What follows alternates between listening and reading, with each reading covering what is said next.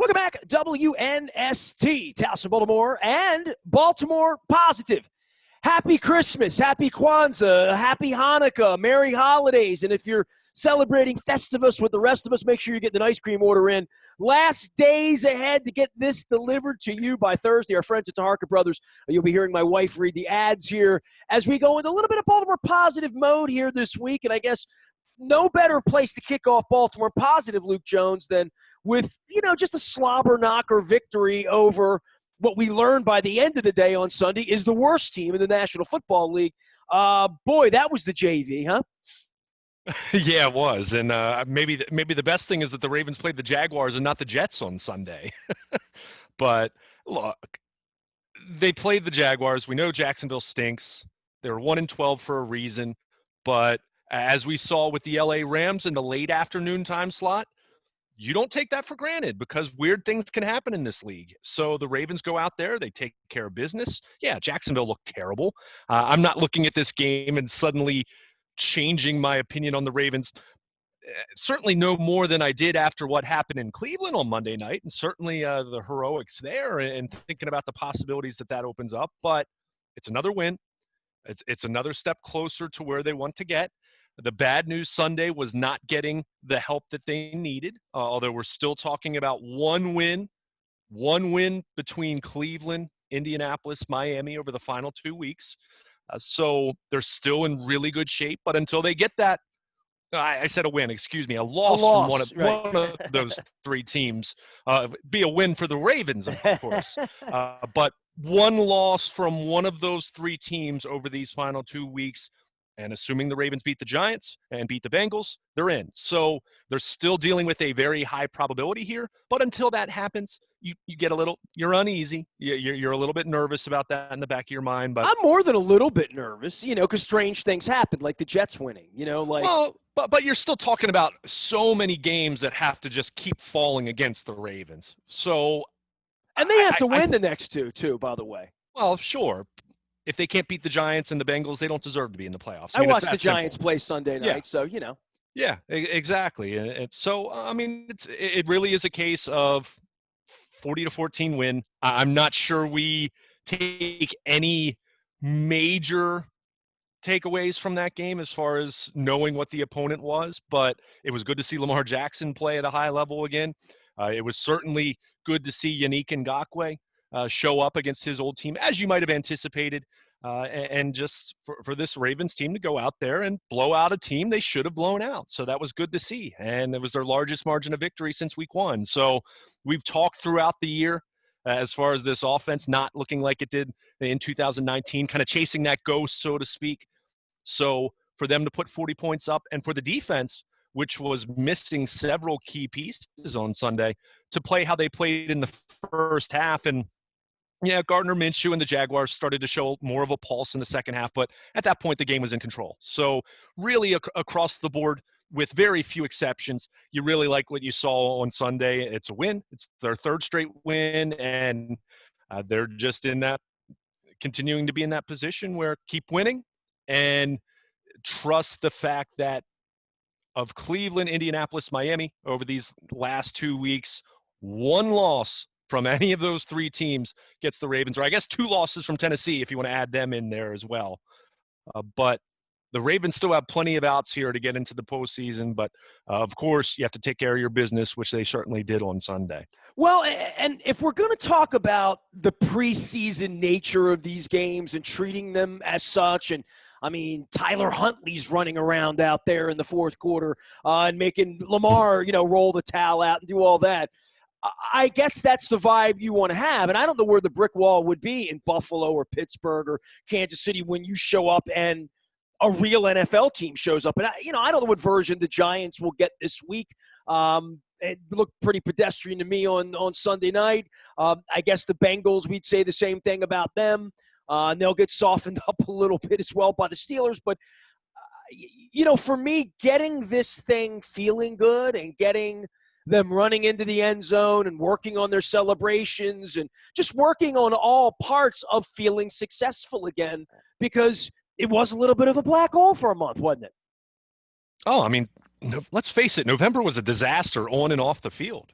When you consider the losses, when you consider the outbreak, I mean, that was as challenging of a month as the Ravens have had in quite some time. So for them to come out on the other side of this with a three game winning streak, and to your point, it just looks better. It feels better. Lamar Jackson's having more fun than he had over the bulk of the season. I think that's evident. To see the reaction from Des Bryant catching his touchdown, seeing coaches and teammates so excited for him. Look, I mean, Des Bryant, he caught one pass on Sunday. I don't think it's necessarily some breakthrough for him. It was a good one, though. I think it's a nice moment for him.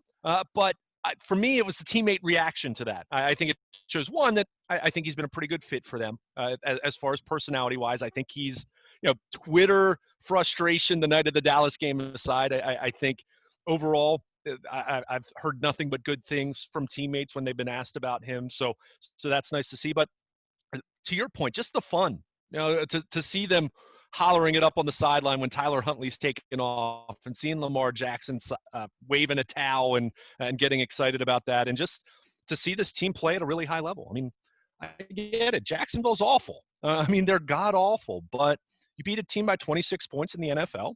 We talked about this how many different times over the course of last season. It's something to not necessarily to be proud of in the sense that you're puffing out your chest, but I think it's evident of being a good team, being a really good team, and having the potential to be able to put 40 points on the board. Well, they've never been anything but a good team since Lamar got here, right? Kind of one. Like the month of November and the head hanging and the sulking and the we're not on the bus to Pittsburgh. Like, that's Lamar's not used to that. Marlon Humphreys, I mean, since these guys have gotten here, they've stunk in January, right? But they've won a lot of football games around here. Sure. I mean, no question about it. I mean, they've won a lot of football games under John Harbaugh in general. I mean, keep in mind, for as much as we're focused on the here and now, 10th winning season under John Harbaugh clinched on Sunday. And it just speaks to year after year after year. Yeah, we tend to focus on the ceiling, and that's what? Winning a Super Bowl, right? Winning playoff games. And I understand they haven't won a playoff game since 2014. I've been a guy who's pointed that out quite a bit over the last 5 to 6 years. What year was that, 14? To have the floor that they have every single year. 2014 was their last playoff win. So it's been a while. But to have the floor that they have every single year, 2015 aside, and we all remember the injuries they had in that year that contributed to, going 5-11. They're right in this position every single year. And look, that's not to say that you should just be satisfied with that and not ask for more ever. I'm not suggesting that whatsoever. There are higher expectations for this team, and maybe some of those were stunted by the Ronnie Stanley injury and the Nick Boyle injury, and go back to Tavon Young if you'd like, and some other injuries they've had along the way. But the expectations are still beyond just getting into the playoffs. I think at the very, because that's the whole point of this is to not just get to January, but advance. But for this team to consistently, year after year, be in this position in week 16, week 17, I think that's just something that I noted at BaltimorePositive.com and kind of sizing up what we saw on Sunday and just throwing that reminder in there that, that floor just being so high year after year after year. It's not what we tend to focus on because, again, this is results driven and you want to win Super Bowls, you want to win playoff games. But to be in this position, it really does speak very highly of the organization, speaks highly of John Harbaugh. And Sunday was kind of a good example why, as much as you focus on the games against elite competition, and I understand that, it's also going out there and handling teams you should handle consistently. And with very few exceptions, and Tyler Boyd comes to mind at the end of 2017, the Ravens do that. And that's why they're in contention at the end of the year every year. So as much as you want to take a win over Jacksonville for granted, and I get that, I was kind of doing that, but sitting in the press box postgame on Sunday and seeing the Jets do what they did to the Rams, who came into the day leading the NFC West, it was a reminder of, make sure you're enjoying this and a reminder of just the fact that you're in this position. It's not something to take for granted because as the Rams showed, and as the Jets certainly showed it's easier said than done. So I just think that's something to keep in mind, especially as we're getting into the holiday week and trying to feel good about this football team as you should after 3 straight wins. I did radio in Cleveland last week. It was actually the day of the game. It was last Monday. Kenny Rhoda, who's, generally a coach killer kind of guy, was talking about, hey, Harbaugh was in trouble there a couple years ago. And I'm thinking to myself, dude, A, you're in Cleveland. B, John Harbaugh will be out of work about 10 seconds, right? And I think that sort of gets lost around here at how good they've been at picking coaches, as, Coach Billick, our partner, and John Harbaugh, the only coaches we've had this century, and we're going into 2021, right? So, the Browns have had more coaches in the last 3 years than we've had in this century, literally. So I look at it and say they're very equipped to not have one of these spitting up, on themselves this week against the Giants. I mean, John talked about short rest immediately in the aftermath. He takes the podium and talks about short rest, short rest. Hey, they went out and did that on short rest, and I think they've battled through the toughest part. Now, here it is. How do they go forward without Ronnie Stanley, without Nick Boyle? How do they go forward with Orlando Brown as a left tackle? Who's going to be the right tackle? How about that moment with Tyree Phillips, right? You talk about things that happen in preseason 40-0 football games or whatever the hell it was. That was a moment, right? Yeah, that and the kicker for Jacksonville running around and then punting the ball because they lost their punter. Those were my 2 favorite moments on Sunday. And look, the Dez Bryant touchdown was nice, and Lamar made the great deep ball throw to Hollywood Brown, and Marquise Brown looking much better, which was certainly a good sign for the next 2 weeks and beyond, you hope. But the Tyree Phillips play and the kicker running around frantically before he punts the ball and actually got off a pretty decent kick. I mean, those are my favorite plays. And the kicker looks like Sunday. a linebacker, which makes it even better. Oh, no question. Right. He kind of reminds you like Sebastian Janikowski, right? I mean, he's a big boy, but I mean, let's face it. I mean, this game was 26-0 in the second quarter. So when you start seeing something, you're looking for some things like that to happen because we're 1-12. I'll kick, I'll punt, question. I'll snap. Yeah. Yeah, I mean, my goodness. So, I mean, those 2 plays, and I don't want to make too much light of it because Tyree Phillips did wind up in the concussion protocol, but, it sounds like, I don't want to say he's going to be fine because he's in the protocol, but I know they talked about giving him a game ball afterwards, and everyone was joking about it, and you could even see as he walked to the sideline, he was pumped up about it, even though he had his proverbial bell rung. But, that was fun to see that. And it was great to see him throw the forearm, and the guy just bounced right off of him. But, it was a fun day. I mean, the fact that we're talking about a couple plays like that really illustrates what kind of day it was for the Ravens. And, again, I'm not going to sit here and try to take anything away from a 40-14 win over a 1-win football team, which, by the way, I'm watching Jacksonville on Sunday. How did they ever beat Indianapolis week 1? I mean, I was going to say, where did the 1 come from? Yeah, exactly. It happened in week 1. Week 1's weird. We've talked about that over the years.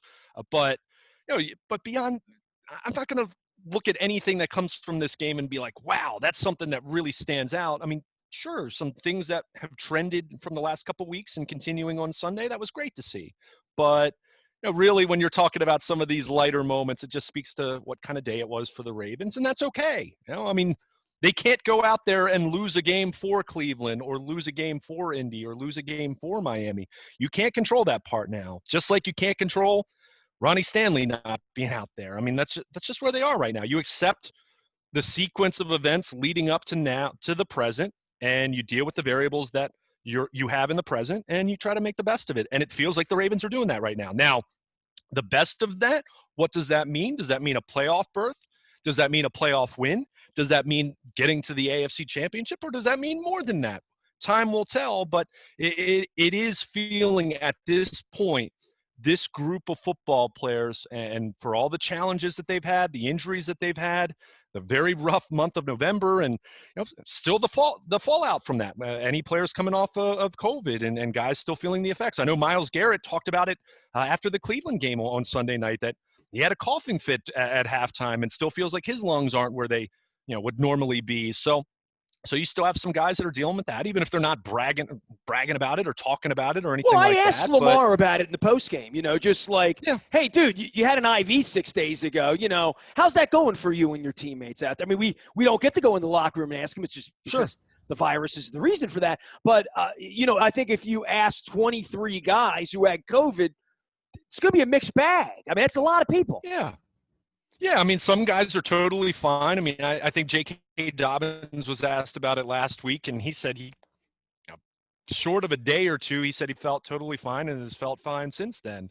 Other guys like Calais Campbell, for example, has acknowledged that his conditioning it's gotten better since coming back, but it's still an issue for him. And we saw him miss the game on Sunday more because of his calf injury, based on seeing a pregame workout that didn't look great for him. But yeah, they're dealing with some of that, and that's something that kind of flies below the radar just because we see them back on the field. That doesn't mean that there aren't some, and it might not even be major concerns, but hey, if your conditioning's only 95% of what it normally is, that's a big deal in the NFL. I mean, that's the difference between making a tackle and missing a guy. So that's just something to keep in mind. But it really does feel, for where this team is right now, with the players that they have available, and even acknowledging some of the injuries that they're dealing with. I mean, look at their secondary on Sunday. Anthony Averett drew the start opposite Marlon Humphrey because you didn't have Marcus Peters and Jimmy Smith out there. But based on who they have out on the field,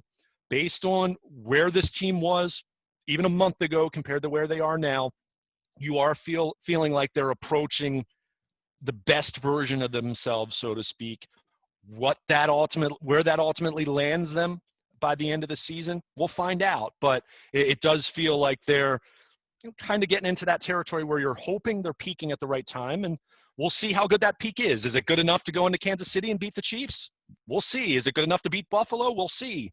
I certainly think it's good enough to beat Pittsburgh based on how the Steelers have looked the last couple of weeks, but we'll see. So in the meantime, as you pointed out, you need to go and take care of business against the Giants. And keep in mind, this is a Giants team that not too long ago beat the Seattle Seahawks in Seattle, for whatever home field advantage is these days. But so that's just another reminder of, you can worry about getting help and potential matchups and all those things, and then get your feelings hurt. And for the Ravens, it wasn't that long ago that Andy Dalton to Tyler Boyd happened. I mean, that was 3 years ago. It feels like an eternity, but it was 3 years ago. So even if they need a little reminder there. Well, the reminder was when guys. Tyler Eifert was running around. Yeah.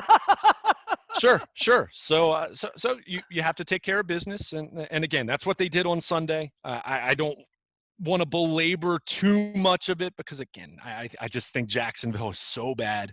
But you saw what happened. A really bad Jets team went out to LA and beat the Rams and put the Rams in a position where they're chasing the Seahawks now. So it can happen if you're not ready for it. He is Luke Jones. He is Baltimore Luke, and Luke at WNST.net as we get ready for Christmas and Santa. And please shop local, take care of our sponsors. You got 1 day left to ship those crab cakes from our friends at Fadley's to anywhere in the country. Our friends at Costas. I've been eating crab cakes, crab soup. I had Pizza John's the other day. I got pineapple and pepperoni pizza in my fridge. I am stocked up on Tahark. I stopped over and saw my son. He ordered 2 boxes of Tahark and put that up. So take care of our sponsors this week. Just a shout out to everybody and our friends at Rofo for the delicious chicken and the gas here this week. I mean, I may say screw it. I'm going to have fried chicken for Christmas this year. I don't know. Luke, for me, the Lamar Jackson thing, we talk about COVID getting better. Who are the receivers? Who's going to block for Lamar? It feels more like a mindset the last 2 weeks, and it really does feel like that when I write Purple Rain 3 and they win the Super Bowl and all this is over with, and that you'll look back on October and say he wasn't healthy. And the fact that he wasn't running changed everything about how they play and everything about what they do. The injuries have changed everything. They're getting more on a course right now. But I want to talk more about Lamar because whatever chance they have of winning whatever game or series of games they will win in January, it's really about Lamar. And Lamar is coming back to life. And for that, and looks healthy and looks fast and looks September when some of these guys look December, right?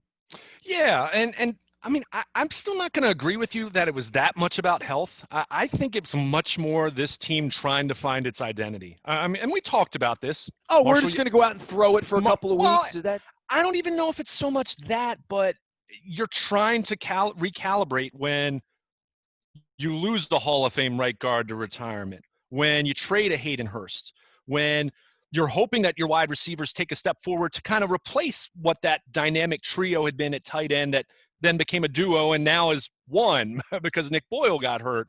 And I think if you're Lamar Jackson, I mean, let's keep in mind, and look, I don't want to belabor this too much because every single team in the league dealt with this, but you're still talking about an offense that, especially when you lose Marshall Yanda, look at the average age of the guys that are playing, and especially now when Mark Ingram's a healthy scratch on Sunday. This is a very young football team, and you didn't have a spring. You didn't have a normal summer. You didn't have a preseason.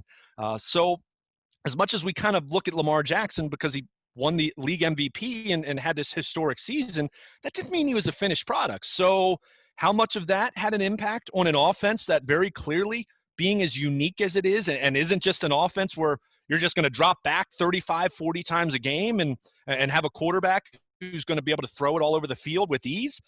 There's a little more that goes into the Ravens from a passing standpoint. So I do wonder how much of that was, not that there was necessarily a deliberate attempt to do more of that, but I think they were hoping it would happen organically, and it didn't happen. And a big reason why was their offensive line wasn't right. And then you lose Ronnie Stanley, and you're shuffling guys all over the place. And so there was a lot that goes into that. I mean, obviously the outbreak played a huge part in this when you're talking about the losing streak in November and some injuries they were dealing with at that point. But I really do think so much of this comes down to they were trying to find themselves, and Lamar Jackson was part of that. And I mean, not to say that he wasn't banged up for the Cincinnati game, but I think we've seen Lamar, because he's even talked about this. I mean, how many times have we heard him say something along the lines of, I don't really want to run. I want to throw the ball. And look, I love that mindset, because he understands, even though he might not belabor the point right now, he understands that if he wants to have a 12, 13, 15-year career in the NFL, it's going to come much more with his arm than relying on his legs this heavily for that long in a career. I mean, we just know that. I mean, look at Cam Newton right now. I think you kind of look at him as a good example of someone who had a great run as far as his legs being a big part of what he did, but now you're seeing it kind of catch up to him with having some injuries and things not going against him in his career to the point where he doesn't really feel like he's going to be a starting quarterback much longer. So I think Lamar understands that in the big picture, even if he doesn't deliberately say that, but he's always been someone who wants to make plays with his arm. So when you have this season that's weird and you don't have a normal off season, and you've made some key changes from a personnel standpoint, some of that not your choice, like Marshall Yanda, and some of that not your choice, like the injuries that they've occurred, it's going to take you a while. I mean, just even look at their running game. It is different than it was last year. I mean, more counters, misdirections. I mean, how many times did we see J.K. Dobbins line up in the slot and motion, and then they hand the ball to him as he's motioning across the field? I mean, that wasn't something they did last year. They certainly didn't do that with Mark Ingram last year. So you're seeing a little more misdirection and some more counters and things of that nature, rather than some of the straightforward zone running that they were doing last year. So you've definitely seen them evolve as a running game, and the passing game goes hand in hand in that way. So I don't think it was some mystery injury for Lamar Jackson or anything like that, as much as this team was really trying to find its way. And I think as much as they tried to downplay it, you are going to chase the ghost of what they did last year. And that's a really lofty standard. That's why I said to you, probably from about May on, whenever we were talking about assuming there would be a season, that there was going to be some regression, because rushing for 200 yards and and throwing for 200 yards a game was something no NFL team had ever done. We talked about Lamar's touchdown percentage relative to how many throws he makes. Those are things that weren't the types of things that you do year in and year out. Even Hall of Famers don't throw a touchdown pass on 9% of their attempts the way Lamar did last year. So there was always going to be some regression. So then when you pair that with just the reality of the circumstances of 2020 and some of the personnel losses they've had, yeah, I'm not shocked that they've had some struggles. But the good news is, post-COVID outbreak, you feel like they've kind of found their way. They've found their way with their offensive line. Is the group as dominant as last year? No, but it's, I think, the best group that they have available to them at this point. It's the best combination. They're certainly playing more consistently over these last few weeks, and Ben Powers has kind of settled into right guard, and it appears more so DJ Fluker at right tackle, though, as we pointed out, Tyree Phillips is still in that mix, but Orlando Brown's done nice work at left tackle, and Patrick McCary has stabilized the center position after Matt Skura had some struggles there. So, and Bradley Bozeman, the Rock, I guess, the one guy who has been at the same spot all year. So, they're getting better play up front, and it's amazing how things fall into place. And as much as we focus on the quarterback and skill position players, and look, I still have my doubts about this passing game. I'm not going to sit here and say because Lamar throws for 3 touchdowns and 243 yards against the Jaguars that their passing game is, quote, fixed. But when the offensive line falls into place, it is uncanny how everything else starts to look better. And I think that's where so much of this can be explained with finally getting that offensive line stabilized a little bit after feeling like they had a different combination out there every week, from the time they lost Ronnie Stanley on. Well, they also didn't have an August, right? Like, sure, literally, yeah. in the same way that we talk about the Browns looking like, a JV unit in week 1 and looking like a playoff team now, which they are. The difference is the offensive line is always the symphony that needs to be put together, and it was never together without Marshall Yanda until they pretty much walked on the field in September, right? Right, and then when you lose your other best lineman from last year with Ronnie Stanley, who you had just given a $100 million contract to, so it showed what they think of him, what they think of his importance. So, again, it's not to make excuses, because ultimately this is a pass-fail proposition. You win or you don't, and they were losing a lot in November, and it's the reason why they're in the position they're in right now.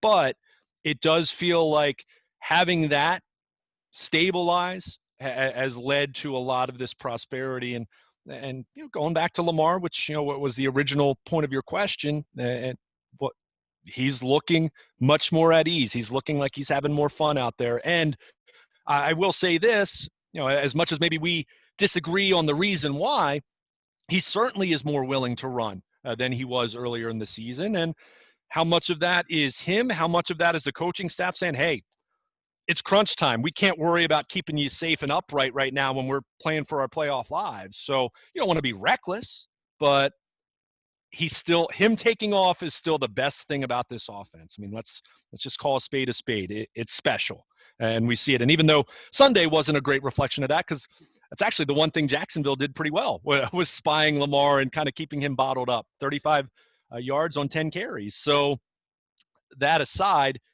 him taking off and him getting into open space and him rolling out like he did on 4th down in Cleveland on Monday night and throwing down the field, that's the most special element of this offense, and nothing else even comes close. So they're having more of that, and they're having more success as a result. And you're seeing a Lamar Jackson looking closer to his 2019 MVP form, and boy, that has to be a scary thought for the rest of the AFC playoff field if the Ravens indeed get in and are playing in January.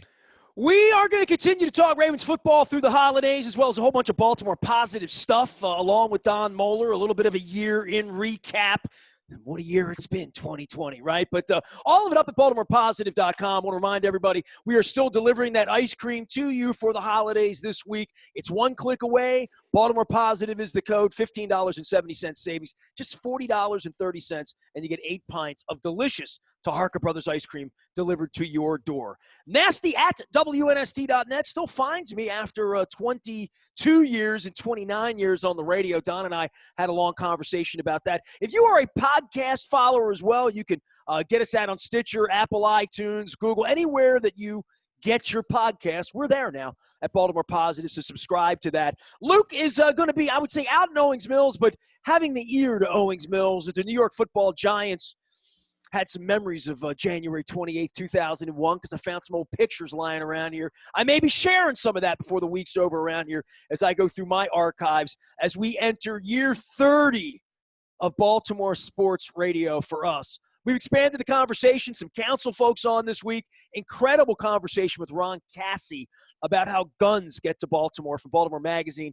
Check all of that out and more at BaltimorePositive.com. We are WNST.net, AM 1570, merging the sports of another huge Ravens victory over the Jacksonville Jaguars, who at one point took our expansion team. Things worked out okay. We're WNST.net and Baltimore Positive. Merry Christmas and happy holidays. Stay with us.